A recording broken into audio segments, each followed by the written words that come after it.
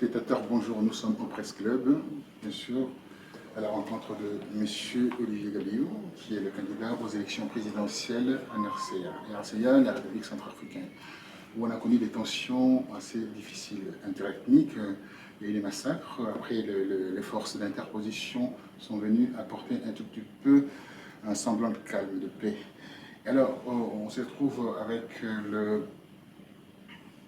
Forum de Bangui. Le Forum de Bangui nous a apporté quelque chose. Quelle est la chose que ce forum nous a apporté? Les élections. Or, on a envie de dire que ces élections-là vont aller dans les calendes grecques, vont être repoussées. Alors, d'après vous, M. Gabiou, bonjour d'abord. Bonjour, merci. Oui, alors, d'après vous, comment on peut voir l'avenir par rapport à ce pays qui est complètement exempt aujourd'hui, que j'ai visité au mois d'avril dernier? Bon, d'accord. D'abord, le pays a connu la crise la plus profonde de son histoire. Une crise fondamentalement politique, avec des aspects sécuritaires destructeurs. Donc aujourd'hui, dans la situation que le pays vit, il faut nécessairement une pacification. Mais la pacification nécessite des actions externes et des actions internes. D'abord, les actions internes, c'est l'intervention de la communauté internationale. Comme vous le savez, il y a eu des résolutions qui ont permis l'envoi des troupes internationales sur place. D'abord, la France a même exigé une résolution pour envoyer ses troupes. Avec la force sangaris? Avec la force sangaris, justement. Mais vous savez, cette pacification est aujourd'hui ne peut se faire que par les forces internationales. Le pays n'a plus d'armée, il faut la reconstruire. Donc, dans un premier temps, ce sont les forces internationales qui vont pacifier le pays. Mais parallèlement, donc sur le plan interne, il faut reconstruire l'armée nationale. La FACA? La FACA, il faut la reconstruire avec un esprit républicain, sans tenir compte de quelque appartenance géographique, géopolitique ou même religieuse. Alors, parlons d'appartenance religieuse. Vous avez 16 préfectures au sein de votre pays. Et dans ces 16 préfectures, il y a 9 préfectures qui sont dans les mains de, en fait, si on veut, de musulmans. Alors, comment feriez-vous pour pouvoir concilier tout le monde quand on sait que le dernier massacre perpétré dans le pays, c'était entre les musulmans et les anti-balakans? Comment feriez-vous pour régler, pacifier cette situation? C'est exactement ce que je viens de dire. La pacification est de la compétence de la communauté internationale à travers ses troupes sur place. C'est le sens des différentes résolutions qui ont été prises. Donc aujourd'hui, ce sont les forces internationales qui doivent pacifier, qui doivent désarmer, qui doivent en quelque sorte mettre de l'ordre de manière à ce que les FACA puissent d'abord être formés, équipés et reprendre leur place. Leur place. Alors, on dit aujourd'hui, en RCA, l'armée est complètement inexistante. La raison pour laquelle on se retrouvait avec ces genres de troupes. Il y a plus de 15 rébellions. Alors, vous avez votre programme de société ici, 12 solutions fondamentales pour reconstruire et développer la République centrafricaine. C'est un programme. Oui. Alors, comment vous avez intégré cette partie sécuritaire dans votre programme? Bon, que je n'ai pas encore bien fêté, je viens d'avoir la primaire de ce programme aujourd'hui. Alors, comment feriez-vous? Bon, d'abord, ce qu'il faut surtout retenir, bon, beaucoup de Centrafricains disent que le pays est en quelque sorte soumis à des pays voisins. sur le plan politique, sur le plan militaire, on pense que... Mais Vous parlez du Tchad et du Soudan et bien entendu oui, de la RDC. tous les pays voisins. Mais vous savez, une chose est sûre, nous avons des pays voisins qui ont des conflits internes, Comme qui la ont des RDC, rébellions internes. le Tchad et le Soudan. Mais voilà. Si nous, d'abord, si nous ne commençons pas par sécuriser nos frontières, si nous ne commençons pas par assurer la sécurité de nos frontières nous-mêmes, nous ne ferons pas confiance aux voisins. Donc, c'est à nous d'abord. On parle d'immixtion, on parle d'ingérence, mais le véritable problème, c'est qu'aujourd'hui, un problème qui naît dans un pays, et surtout une rébellion, finit toujours par traverser la frontière. Alors comment feriez-vous pour, je reformule ma question autrement, comment feriez-vous pour brasser en fait ces troupes rebelles au sein, il faudra ramener tous ces gens-là au sein d'une armée sous un drapeau, comment feriez-vous? C'est pour ça que je dis que ce sont des rebelles. Oui, mais c'est des hommes, c'est des Oui, c'est des hommes, ce sont des rebelles. C'est des hommes, c'est des Centrafricains. C'est des Centrafricains en part entière. Voilà, tout à fait, c'est ce que je voulais savoir. Bon, maintenant, c'est vrai, ils ont des raisons pour prendre des armes. Mais on peut trouver des solutions. Le dialogue, le forum vient de se tenir. Il y a un accord qui a été signé pour qu'il y ait cessation d'hostilité. Alors, à la sortie de ces forums, on a constaté les constatations, particulièrement de Séléka. Alors, on peut aujourd'hui parler de ces forums comme un progrès ou un échec, parce que beaucoup de gens parlent d'un échec épatant de ces forums qui a accouché d'une petite souris. Bon, échec, pas entièrement quand même. Pas entièrement. Parce que ce qui est l'échec, pour moi, serait qu'on ne tienne pas compte de ce que la population profonde a dit.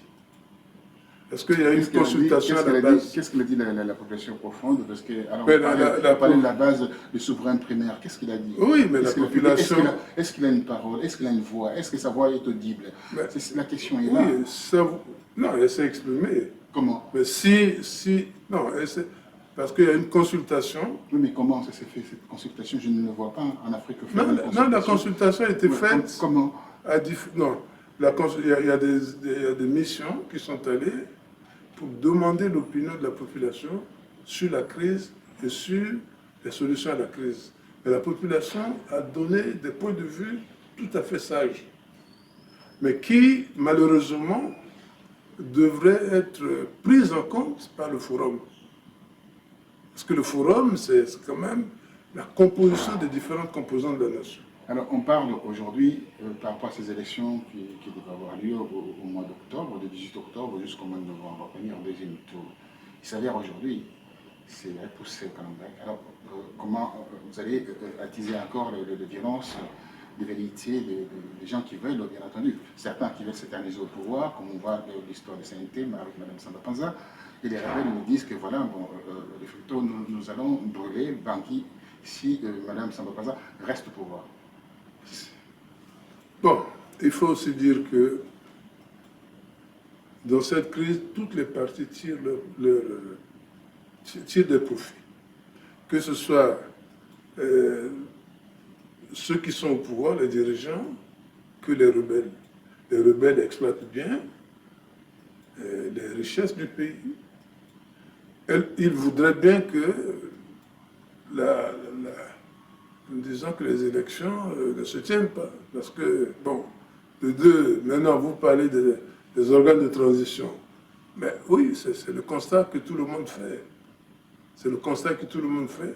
Mais tout cela n'est pas de nature à favoriser la situation du pays. Parce qu'en fin de compte, lorsque les problèmes ne sont pas réglés, les problèmes deviennent un piège pour tout le monde. Un piège pour tout le monde. On est rentré dans un piège aujourd'hui. Mme Samba Panza a eu le goût de pouvoir. On aperçoit à travers, bien entendu, le pouvoir, la façon dont elle gère la Centrafrique, Et avec le scandale de la République d'Angola, et on voit également le problème qui se passe avec le Congo Brazzaville. On se rend compte, avec l'argent détourné de l'ordre de Santos, on s'est dit, l'argent rend fou. Et on a espéré avoir une dame à la tête de la RCA pour que le pays, comme on dit, la maman porte l'Afrique, porte l'enfant, mais elle n'a pas porté cet enfant qui est la Centrafrique. Bon, il faut aussi dire que la situation est extrêmement difficile. Vous l'excusez parce que... Je ne l'excuse pas, non. La situation est extrêmement difficile. D'un côté, d'abord, elle a peut-être mal démarré. Elle n'a pas fait preuve de fermeté dès le début. Que ce soit à l'égard des rebelles, que ce soit à l'égard de son entourage. La gestion aussi. Mais oui, mais quand je parle de son entourage, je parle de la gestion. Vous êtes en train de, vous faites le faux fouillant, vous fouillez des questions avec, pas du tout. Avec la langue de bois extraordinaire. Non, pas du tout. D'un politicien, bien. Pas du tout. Je suis en train de répondre. Oui. Donc, je veux dire que la transition n'a pas démarré avec la fermeté qui devrait, fermeté aussi, mais aussi, disons, toute la rigueur morale qu'il fallait.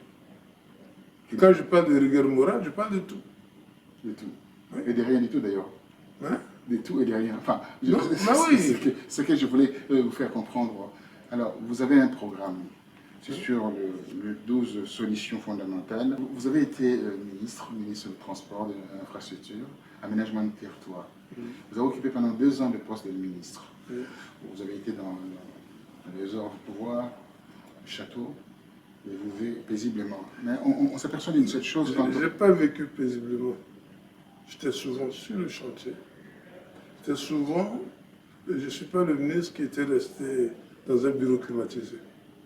Très bien. Ça, la curiosité journalistique peut vous amener à le savoir. Vous avez fait pourtant des grandes études ici, mais je vais arriver par rapport à Bangui. Vous avez fait des grandes études, vous êtes passé par l'ENA, vous avez un diplôme de 3e cycle, c'est pas rien. Donc, on peut comprendre une seule chose par rapport à tout cela. Vous avez été vice-président de l'Assemblée nationale. Oui. C'est ce qui est extraordinaire. Quand on descend en Bangui, on regarde les infrastructures. Alors, on dit merci à la France parce que l'époque coloniale est toujours là. Donc, vous n'avez absolument rien fait. Bon, disons que je suis resté 2 ans. Et pendant 2 ans, j'ai fait des travaux qui n'ont pas été faits depuis l'indépendance. D'abord, même déjà au niveau des différents quartiers de la ville, j'ai fait des ouvertures, des voies structurantes et tout. Et j'ai surtout fait de telle manière que la population, le train de vie, c'est-à-dire que les conditions de vie de la population s'améliorent. Déjà par l'assainissement. Vous savez que notre ville est une ville située sur une montagne. C'est-à-dire qu'il y a les 3/4 de la superficie, ça fait à peu près 62 km², mais les 3/4 sont inconstructibles. C'est-à-dire qu'il faut nécessairement des travaux, beaucoup de travaux d'assainissement. Et c'est ce que j'ai fait. Comme ministre des Travaux publics, et puis comme maire, j'ai poursuivi comme maire. J'ai également construit des marchés, j'ai fait construire des marchés dans toute la ville. Des marchés modernes. Ce marché moderne qui est non loin de Bangui, en fait. Voilà, par exemple, ça c'est le marché central, mais dans tous les quartiers, il y a des marchés. Et également, j'ai essayé de faire en sorte que nous puissions être connectés à la mer à travers la route. Parce que les routes, pendant la saison de pluie, c'est souvent difficile. Absolument. Donc, j'ai pu obtenir un financement pour bitumer la route jusqu'à la frontière avec le Cameroun. Et donc, oui. Et puis aussi, je fais des actions de désenclavement du pays, désenclavement par la route, désenclavement aérien. Aujourd'hui, quand vous voyez vous entendez parler d'Air Maroc, de Royal Air Maroc, Une fois par semaine. Oui, mais tout ça, c'est vous Une fois par semaine, c'est quand même une catastrophe. Oui, mais j'avais négocié. Cette ligne a été ouverte, Ethiopian Airlines également. Mais bon, il y a beaucoup de projets que mes successeurs auraient dû continuer, surtout dans le désenclavement de la République. Alors, on va terminer avec vos successeurs parce que j'ai récupéré la balle au bon. Et c'est une opportunité pour moi, c'est une aubaine d'ailleurs. Alors, il y a plus d'une centaine de candidats maintenant en lice pour les élections. Une centaine de candidats, ça veut dire que tous veulent aller à la mangeoire, en fait, en réalité. Bon. Parce qu'on ne peut pas être tous le président de la République. Moi, c'est ça que je ne comprends pas. On ne peut pas tous être président de la République. Vous savez, aujourd'hui, il faut non seulement... On ne va pas surtout à la tête de la nation pour tâtonner. Lorsqu'on tâtonne, il y a des conséquences, même sur la vie des hommes. On va à la tête de la nation avec un idéal bien précis. Avec l'idéal de trouver des solutions qui ont manqué et qui sont à l'origine du chaos du pays. Alors, on va aussi avec un esprit de sacrifice. On ne va pas pour devenir riche. On ne va pas pour les honneurs. Alors, c'est le cas.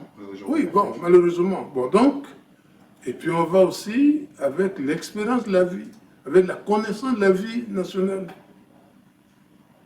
Donc, si vous me dites que les gens vont juste pour pour dire qu'ils ont été candidats, je suis d'accord avec vous. Mais bon, comme je veux être candidat, je ne veux pas aussi juger les autres. Alors, on va juger les autres. Il faut commencer à juger absolument les autres, à voir leur bilan. On va commencer par Nzegele, qui fut ministre. Il veut... Premier ministre, autant pour moi. Alors, il a remplacé, bien entendu, Anissé Delegele. Oui. Non. On se rend compte que ces gens-là qui veulent devenir aujourd'hui président de la République, quand on regarde leur bilan, on se dit, mais pourquoi reviennent-ils? Bon, mais vous savez, vous êtes journaliste, je préfère que vous leur posiez cette question. Que vous leur posiez cette question, et certainement ils vous donneront la réponse. Je reviens encore par rapport à Anissé Delegele, oui, qui est un des grands responsables d'une banque, PDAC, où on l'a accusé de malversation et on l'appelait Messie 10%. Pour vous, ça sonne comment? Vous savez, non, je vais vous dire une chose. Dans une rhétorique... Non, je vais vous dire une chose. Beaucoup de responsables sont africains, je dis bien beaucoup, même parmi ceux qui sont candidats. Beaucoup devraient être en prison. C'est extraordinaire, c'est bien. Ah oui, ça je vous le dis. C'est un scoop pour moi, hein, d'ailleurs. Elle dit qu'ils devraient être en prison. Donc, mais comme ils n'ont pas... Delegele y compris. Comme il y a l'impunité... Pardonnez-moi. Je parle pas de... Je ne donne pas de nom. Comme il y a l'impunité, vraiment l'impunité chez nous, ben, chacun attend et comme il n'est pas en prison, bon, mais il revient tranquillement. Alors vous pensez, voilà. Et comme notre ami Bozizé revient aujourd'hui avec ses grands sabots, dire que voilà, je suis candidat, tout ce qu'il a fomenté, tout ce qu'il a mis en place comme les anti-Balaka, pensez qu'il a vraiment droit de se présenter aux élections avec le sang des Centrafricains? Mais le véritable problème, c'est ce que je vous disais, sur le plan national, il n'y a rien, la justice n'a rien fait. Mais par contre, sur le plan international, il est interdit de sortir, il est poursuivi, mais sur le plan national, et c'est ça le drame. Voilà comment l'impunité crée des drames. L'impunité crée des drames. Alors maintenant, pour vous, l'aspect judiciaire au niveau de vos 12 travaux d'Hercule, je dirais ainsi, au niveau de vos 12 travaux, alors la partie judiciaire, comment vous allez vous organiser par l'impunité, l'histoire de l'impunité? On voit aujourd'hui, monnaie courante dans votre pays qui est la RCA, un pays exempt, complètement. Au kilomètre 5, vous dépassez le kilomètre 5, Vous voyez des gens qui se promènent avec des kalachnikovs que j'ai vu moi-même de mes propres yeux. Comment pourrait imaginer ça? Au kilomètre 5, comme on dit, c'est 1 kilomètre de la capitale, pratiquement 1 kilomètre de la capitale. Comment peut-on expliquer cela? Vous savez, la paix, la réconciliation dépendront fondamentalement de la justice. Alors, votre partie judiciaire. Oui.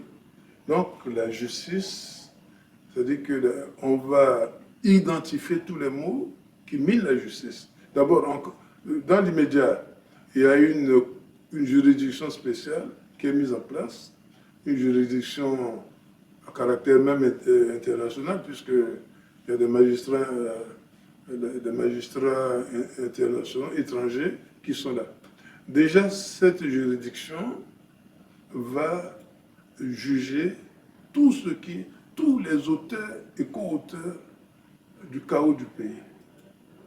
Ça, c'est très important. Mais en ce qui concerne la justice, c'est la même chose, hein, quand je disais que sur le plan sécuritaire, c'est les forces internationales qui doivent d'abord faire un travail, compte tenu du fait qu'on a un semblant d'État. Mais sur le plan judiciaire aussi, il va falloir remettre en place une justice qui est au service du peuple. Et en ce moment-là, il y a beaucoup de choses qui doivent être faites pour que cette justice-là soit opérationnelle et efficace. Voilà, on avance au niveau de vos 12 travaux, et alors on regarde les infrastructures, on parle universitaires, on parle scolaires, et les édifices publics. Et quand on parle des édifices publics, moi je me suis, pardonnez-moi, la mort dans l'âme, je me suis dit, mais ces gens-là n'aiment pas la Centrafrique, en voyant Bangui dans cet état que j'ai pu voir de mes propres yeux. Exactement. Vous savez, il y a le gros problème chez nous. Là, tout le monde est candidat à la présidence. Mais tant que le civisme, la citoyenneté ne seront pas, disons, enseignés en profondeur, on reviendra toujours. Vous savez, en 2012 déjà, je me préoccupais du pays par rapport au manque de civisme. C'est-à-dire qu'avec le manque de civisme chez nous, la perversité se lit depuis la rue jusqu'au sommet de l'État. Et c'est la manifestation claire que vous voyez. Donc aujourd'hui, il y a une refondation totale à faire, à la fois par rapport aux hommes, à la fois par rapport à à toutes les institutions du pays. Regardez aujourd'hui, lorsqu'on détruit, j'ai vu des cas où, même au niveau de la population, on détruit des bancs d'école pour faire du bois de chauffe. Du bois de chauffe, c'est ce que j'ai remarqué. Alors, c'est beaucoup pire. Où on enlève les portes, oui. Pire encore, ce que j'ai pu constater au niveau des installations sanitaires, les hôpitaux, c'est ce qu'on appelle ici l'assistance publique, hein, en fait, des hôpitaux gérés par l'État, c'est des mouroirs. On peut observer. Oui. Et ce qu'on peut observer aussi au niveau de la prévalence en matière de HIV et SIDA, il n'y a pas une campagne de sensibilisation en matière de la prévention contre le sida, et les gens meurent beaucoup de sida. Chaque jour, il y a des cas de décès de sida dans le grand hôpital de Bangui qui se trouve à côté, bien entendu, vous savez, le Parlement, Bangui en face. Alors, comment on peut expliquer ça? On peut expliquer d'abord par le fait que, bon, il y a la crise, mais la crise a engendré différentes perversités. Il y a, par exemple, des médicaments qu'on ne trouve pas, même vous êtes au courant du problème de l'OMS qui mettait à notre disposition des médicaments rétroviraux, mais qui se retrouvent sur le marché parallèle. Donc, je suis au courant, j'ai fait un rapport assez détaillé là-dessus. Voilà, donc absolument. L'ensemble de ces problèmes, et tous ces problèmes, les conséquences. Vous savez, le civisme, même dans les pays, en France ou ailleurs, la citoyenneté est encore fait l'objet d'une attention. Mais dans un pays comme le nôtre, c'est vrai, on a commencé quand il y avait, juste avec l'indépendance ou un peu avant, mais ça s'est arrêté. Et vous imaginez un peu ce que ça fait. Quand on n'a pas le sentiment d'appartenir à un État, quand on n'a pas le sentiment de devoir, on pense qu'on n'a que des droits. Alors, votre huitième action, au niveau de ces actions d'Hercule, vous avez la gestion rigoureuse des finances publiques. Oui. Alors, vous parlez de finances publiques, et je parlais tout à l'heure en linéaire de malversation, la mégestion, la gabegie et autres. On peut observer aujourd'hui l'impunité.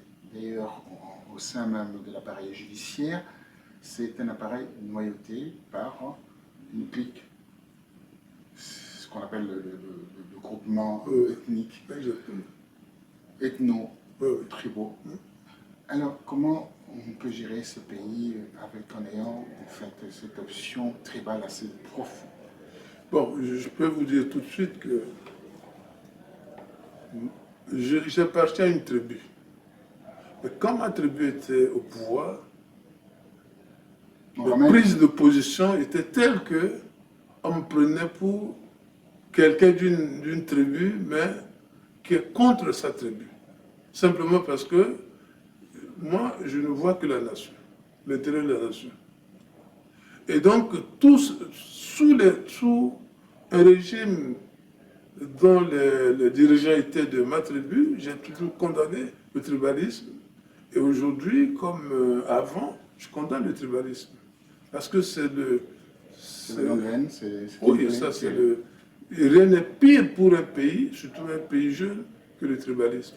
Alors, on peut observer une seule chose à travers tout ce qui se passe. Il y a la mégestion. Vous avez dit que tout le monde devait aller en prison. Tout le monde, c'est-à-dire que ceux qui vont s'amuser à voler, à spolier les biens, les deniers publics, il y en a beaucoup. Vous allez remplir des prisons, vous allez en fabriquer. Non, la question n'est pas de remplir les prisons. La question pour eux, c'est de faire leur travail correctement. Le problème, c'est qu'il faut qu'on arrête, on cesse avec l'impunité. On ne peut pas, c'est l'impunité qui est à l'origine du chaos que nous connaissons. Donc il faut nécessairement une rigueur dans la gestion des finances publiques. Il faut des contrôles et il faut aussi nommer des gens qui ont, sur le plan d'abord professionnel, ont une bonne moralité. Donc, quand vous parlez de moralité, vous voyez quoi dans la moralité, le terme moralité? Mais quelqu'un qui a... Tout est relatif quand on dit bonne moralité. Non, écoutez, quelqu'un qui ne fait que détourner, qui a eu des postes, mais détourne et... s'en va et puis revient pour... Voilà, vous pensez qu'il a une bonne morale. C'est celui-là qu'on peut mettre... Est-ce que vous pensez que le 3/4 des candidats qui sont aujourd'hui en lice, c'est des gens qui ne doivent même pas se présenter? Bon, je n'ai pas dit qu'ils ne doivent pas se présenter. Je dis que s'ils étaient poursuivis, parce que réellement, il y en a qui devraient être poursuivis, mais si réellement, s'ils étaient poursuivis, mais ils seraient en prison. Mais comme il y a l'impunité chez nous, tout le monde est blanc. Tout le monde est blanc. Alors, bon, on a des cœurs noirs aussi par rapport à cette histoire de la Centrafrique. On a du sang de Centrafricains. Et comment se laver de ces sangs? Par l'expiation. L'expiation des péchés, c'est quoi? C'est aussi être dur en matière judiciaire. Je reviens encore. Quels sont vos projets? Matière judiciaire. Mais je crois que vous l'avez dit. Hein, non, mais je n'ai pas bien saisi d'abord, dans un premier temps, de votre projet de société. Il faudra spécifier clairement. Parce qu'il y a trop d'impunité, c'est pour ça que je reviens sur l'aspect dans un premier temps, d'abord, le principe de l'indépendance de la justice sera réaffirmé. Ça, c'est sûr. Mais si le principe est réaffirmé, mais ce principe nécessite des devoirs, des obligations. on ne réaffirme pas ce principe pour que les magistrats fassent ce qu'ils veulent. L'impunité aujourd'hui doit être combattue très fermement. Il y a au niveau de la justice centrafricaine des mots qui vont être identifiés, recensés, et ces mots seront combattus. Donc, en attendant, il y a des auteurs et co-auteurs des crimes, des graves crimes que nous avons connus, qui font l'objet d'enquêtes, qui vont être poursuivis et jugés par la juridiction spéciale qui a été mise en place. Vous pensez à Djedodia? Pardon? Vous pensez à Djedodia? Je pense à personne. C'est la justice. Il faudra un jour penser à quelqu'un. Non, oui, d'accord, mais je ne pense... Vous savez, il arrive que la justice dise que, bon, mais il y a des présomptions d'innocence. Oui, mais c'est flagrant, c'est que c'est passé. Oui, c'est vrai. Mais je préfère que ce soit la justice qui dise si tel ou tel doit être incriminé. Très bien. Alors, on va passer sur l'essentiel, le ventre de Centrafricain. Comment vous allez remplir le panier de la ménagère? Bon, déjà, il y a la principale chose déjà, c'est la sécurité. Oui, c'est qu'on a abordé. Ensuite, il y a aussi un autre point prioritaire, c'est la réconciliation, parce qu'il faut que... On a abordé le sujet. Maintenant, il faut penser à relancer l'économie. Et comment? Et la relance de l'économie, aujourd'hui, vous savez que nous sommes un pays qui a tout. Oui, 80% donc, qui a tout. Une terre arabe.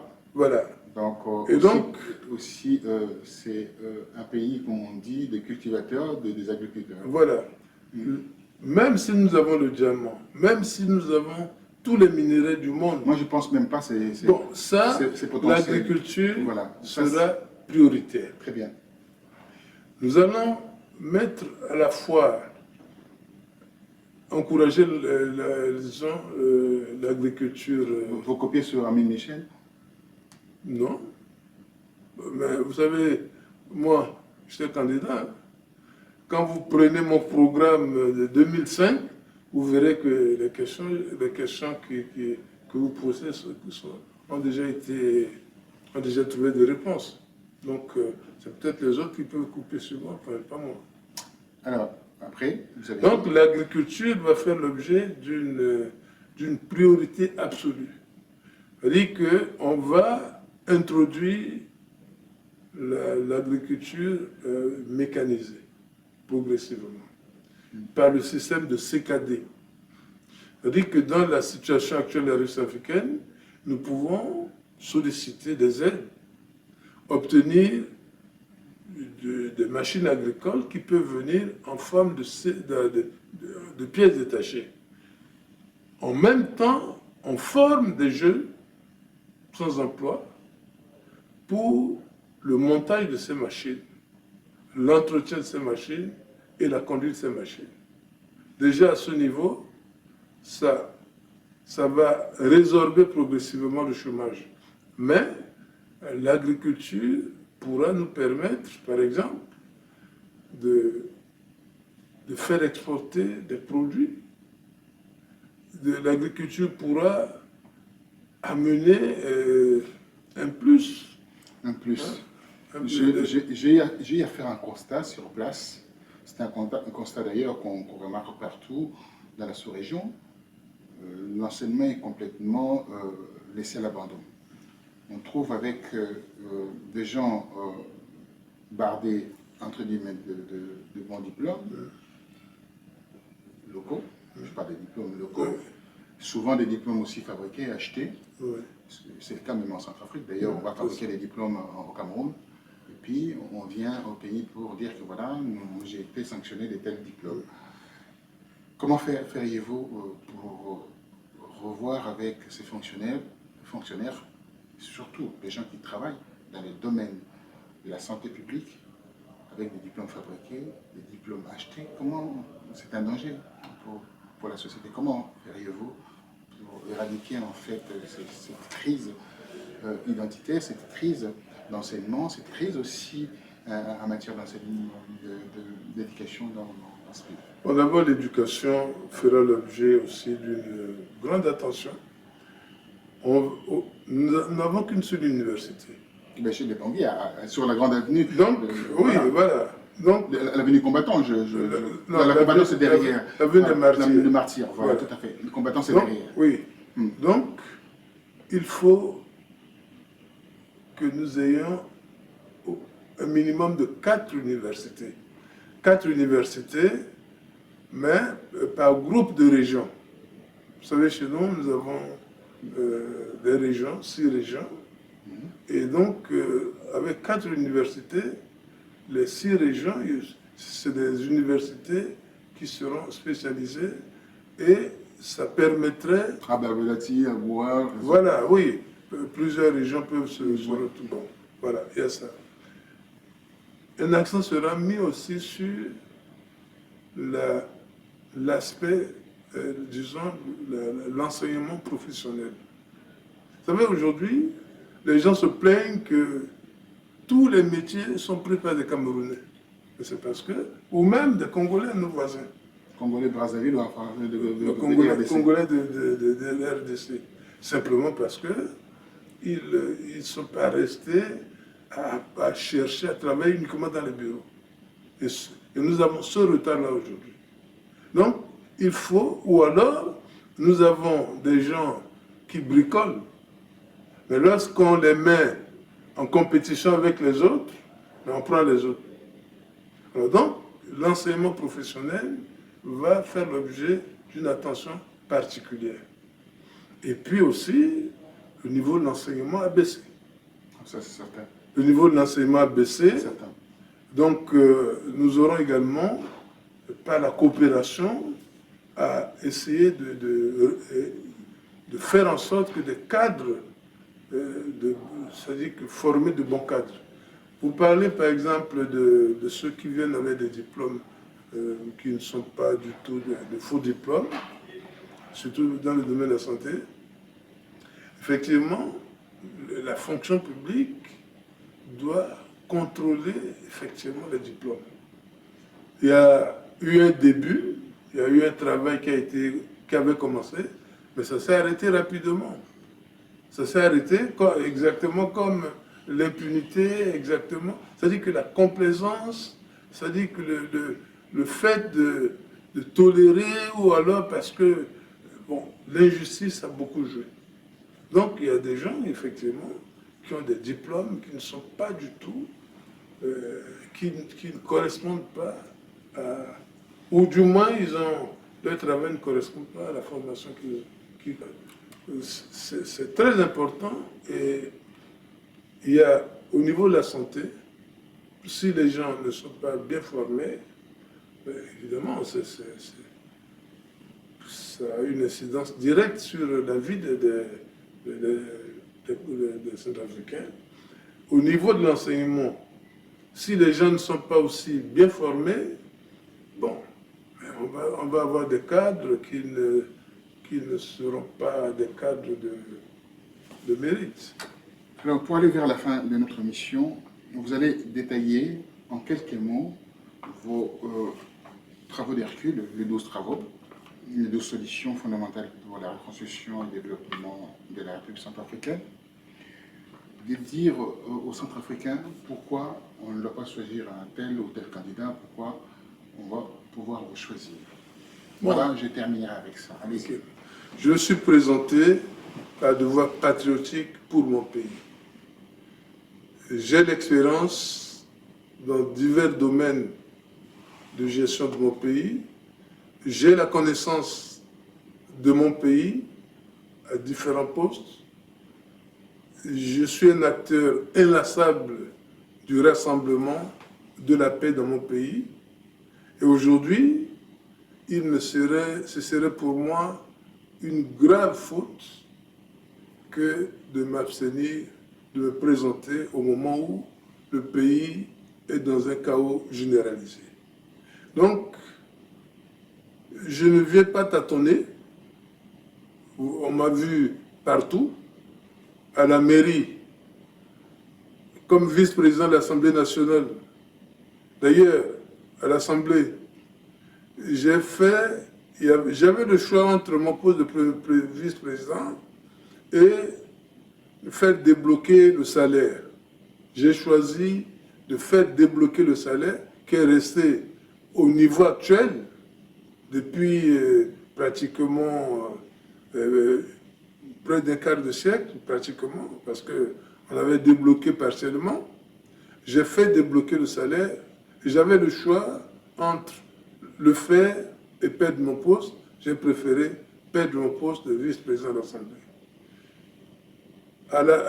Comme ministre, mes actions sont visibles. Aujourd'hui, nous avons des voies qui mènent vers les pays voisins, notamment le Congo-Brazza, avec l'ouverture en 1994 de la route Mongumba-Betou, qui, au niveau de Brazzaville, se prolonge. Il y a le bitumage jusqu'à la frontière avec le Cameroun. C'est une négociation qui a abouti à la signature d'une convention avec le Japon et ces travaux ont commencé aujourd'hui. J'ai mis également en place ce qui permet l'entretien routier. C'est-à-dire, j'ai non seulement obtenu du Japon du matériel très important, mais créé ensuite l'Office national du matériel qui aujourd'hui permet des locations, permet d'alimenter le fonds routier. Et il y a également, dans le domaine de l'habitat, le fonds d'aménagement et d'équipement urbain qui permet de faire des lotissements. Il y a également, dans la ville de Bangui, des voies structurantes dans les quartiers. Il y a également des marchés. Donc, je ferai un bilan. Je suis un homme public. Je suis partisan du fait qu'un homme public doit rendre compte et j'ai un bilan que vous connaissez, mais que je mettrai à vos dispositions. Ben, une chose est claire, je ne me présente pas pour des honneurs, je ne me présente pas pour l'argent, et je me présente par devoir patriotique pour sortir mon pays du chaos généralisé. Nous venons, bien entendu, d'écouter solennellement le discours, l'appel de M. Emmanuel Olivier Tabirolt. Tabirolt, c'est bien un nom français. Et aujourd'hui, les Centrafricains auront un choix, à savoir s'ils doivent choisir ceux qui ont été au pouvoir, aux manettes du pouvoir avant, ceux qui ont eu les manettes du pouvoir avant, ou ceux qui sont ce qu'on appelle des gens avec les mains propres. Oui. Ou s'ils veulent des gens qui sont qu'on appelle des seigneurs de guerre, pour qu'ils puissent continuer dans leur pratique inhumaine, alors c'est aux Centrafricains de faire un choix. Ou d'avoir du sang neuf pour que les pays puissent aller de l'avant, c'est encore eux de choisir. Donc ce qu'on appelle les souverains primaires, celui qui aura le dernier mot. Alors par rapport à ces derniers mots, je laisserai le dernier mot pour qu'on puisse se séparer aujourd'hui à Paris au Presse Club. Okay. Oui, le dernier mot, c'est que je suis transparent. J'ai une gestion que tout le monde connaît. J'ai quitté les ministères qui m'ont été confiés avec un contrôle. J'ai également quitté la mairie avec un contrôle demandé par moi-même. Donc, c'est la preuve d'une transparence qui doit aujourd'hui permettre à notre pays de sortir du chaos. Donc, je suis partisan de la transparence, je suis partisan qu'un homme public doit rendre compte de sa gestion Et je l'ai fait.